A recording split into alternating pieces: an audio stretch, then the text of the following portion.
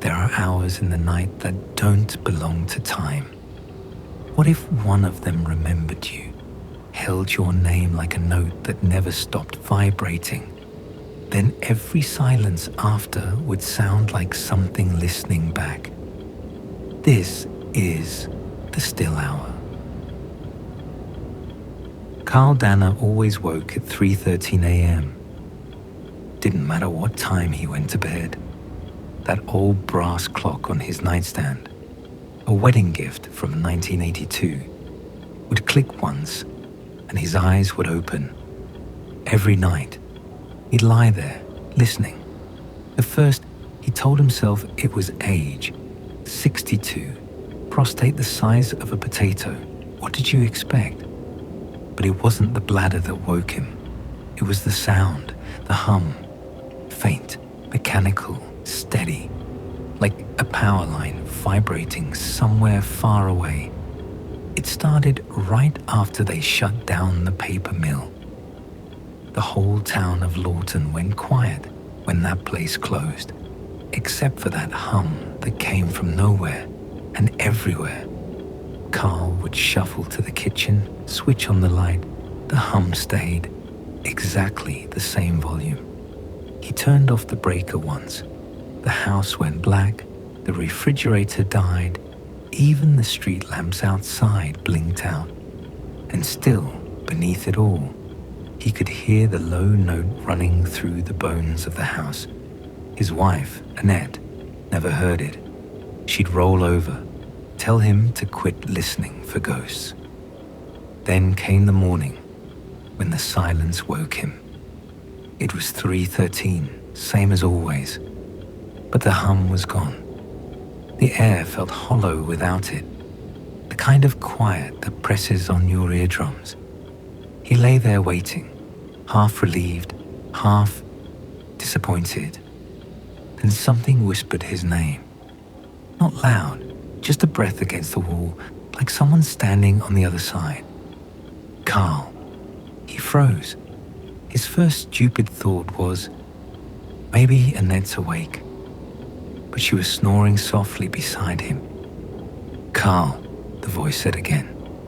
He sat up. The brass clock ticked once, twice, and stopped. The second hand hung between marks, trembling. Then the hum returned, louder this time, deep enough to rattle the glass in the picture frames.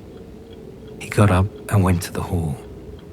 The floor vibrated faintly under his bare feet, the boards creaking with a pulse that didn't belong to the wind or plumbing.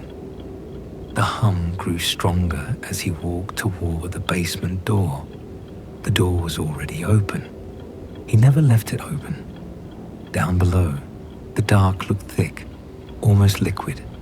The old furnace sat silent. Yet from the center of the room came a faint bluish light, the kind of glow you see in bug zappers on hot July nights. He took one step down. The hum sank into his chest like a heartbeat. Annette called from the bedroom, voice groggy and thin. Carl, what are you doing? He turned back, halfway down the stairs. There's something. The light flared. When he opened his eyes again, he was back in bed. The brass clock read 3:13. Annette snored softly beside him. The hum was gone. He smiled, relief flooding him. Maybe he'd dreamed the whole thing. Then the floorboards under the bed shuddered once, like something large had shifted beneath the house. A breath of cold air rose from the floor vent and brushed his ear. Carl, it whispered again. This time, he smiled wider. The voice was familiar now, his own echoing from the dark below. He sat up, the sheets cold against his legs. The whisper still hung in the air, curling like smoke through the room. The house was silent again. Carl glanced toward the bedroom door. It was open. He was sure he'd closed it before lying down. A faint glow drifted up from the hall, not the warm amber of the nightlight, but something cooler, washed out. He slid his feet to the floor and stood. His joints didn't ache. His body felt strange, lighter. The floorboards didn't creak beneath his weight. He took a step into the hallway. The air was sharp, metallic, tinged with that ozone smell he'd noticed before the light flared. Downstairs, the blue glow pulsed faintly from the basement door. Open again. Always open now.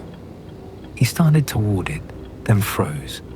There were voices, not whispers this time, real voices. One of them was Annette's. "Carl, you all right?" she said, soft but trembling. And another voice answered, his voice. "Yeah," it said, rough with sleep. "Just heard something." Carl froze. The words replayed in his head like a bad recording. He stepped quietly down the hall, heart pounding, though he wasn't sure if it was beating at all. At the top of the stairs, he looked down. There he was, himself, standing by the open basement door in the same flannel shirt, scratching his neck the way he always did when confused. Annette appeared behind him, rope pulled tight, squinting against the faint blue haze leaking up from below. Carl opened his mouth to call out, but no sound came. His throat moved, but the air didn't stir. "Go back to bed, Annie," the other Carl said. "I'll check it out." She hesitated. "You sure?" He nodded. "Yeah, probably just a breaker or something." She turned and started back toward the bedroom. Carl watched her pass within inches of him, close enough that he could smell her lavender lotion. But she didn't even glance his way. It was as if he wasn't there at all. Something heavy settled in his gut, cold and absolute. He looked down the stairs again. The second version of himself was moving slowly toward the basement, shoulders hunched, flashlight beams shaking across the walls. Carl followed, though he couldn't feel his feet touch the steps. At the bottom, the blue light was weaker than before, fading in and out like breath. The hum had changed too, no longer deep and steady, but erratic, like something sputtering out. The other man crouched near the furnace, tapping a pipe. The sound echoed up through the beams, sharp and hollow. Carl drifted closer. He wanted to tell him to stop, to leave it alone. But every time he tried to speak, only a faint hiss came out, like wind through a cracked window. The figure froze. Slowly he turned, scanning the shadows. "Hello," he said. The flashlight beam swung across the room and stopped, right on Carl. For one impossible second, they locked eyes. The beam didn't pass through him. It bent, warping around his shape like heat over asphalt. The man's eyes went wide. He stumbled backward, tripping over a toolbox. The flashlight clattered across the floor, spinning, scattering fractured circles of light up the walls. Carl tried to call out, "I'm sorry."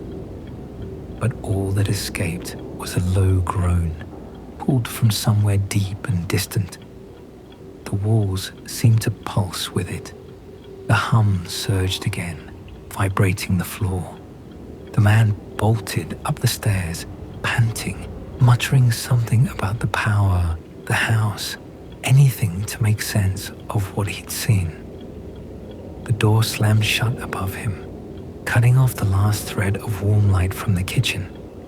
Carl stood alone.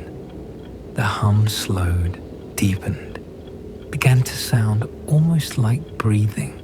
His breathing. He looked down at his hands, pale, faint, already thinning at the edges. The truth settled into him, cold and clear. He turned toward the furnace. The blue light was pooling around it now, swirling like smoke in water. He thought of Annette upstairs, of her soft voice calling his name in the dark, of the brass clock on the nightstand that would tick forever at 3:13. "This can't be," he whispered, though even that sounded distant, the voice of someone half asleep. "No, I'm right here. I'm still." The hum rose, drowning him out. The light grew brighter. He stepped closer, one hand outstretched toward the soft, pulsing glow. The air shimmered with warmth, gentle and inviting. Nothing like the cold that clung to the rest of the house. He hesitated only once, thinking of Annette, of the years that had built and faded like rings in a tree. Then took one final step forward. The light expanded, swallowing his shadow, his outline, his sound. For a moment, the basement was silent again, and the furnace exhaled a long, low sigh, and the blue light faded into nothing. Upstairs, the brass clock on the nightstand clicked once and began to tick again.